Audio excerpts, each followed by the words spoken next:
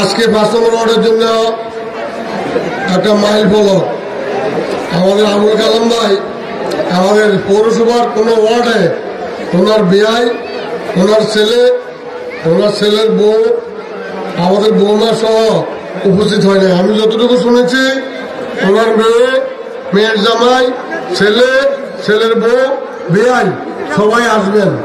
আজকে একটু মনে হয় বাকি রয়ে গেছে, মেয়ে এবং মেয়ের জামাই আমাদের মধ্যে আসে নাই।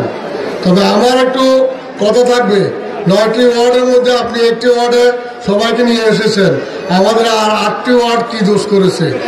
আমরা চাই যদি আপনি ইনশাল্লাহ পাস করেন, আপনি আবার আপনার মেয়ে, মেয়ে জামাই সহ যে ওয়ার্ডে 1 নম্বর হবে সেই ওয়ার্ডে আপনি এই সকল মেহমানকে নিয়ে আমাদের মধ্যে আসতে হবে।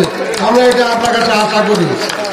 এবং আজকে যে 5 নম্বর ওয়ার্ডের মহিলা আপনাদেরকে এখানে আপনাকে আসছে, আপনাকে আপনার জন্য কষ্ট করতেছে, আমি সবাইকে আমার আন্তরিক পক্ষ থেকে কৃতজ্ঞতা জানাই।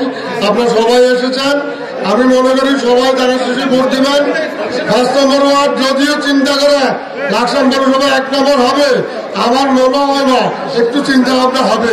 9 নম্বর ওয়ার্ডে খেলা হবে, 1 থেকে 9 ওয়ার্ডে খেলা হবে।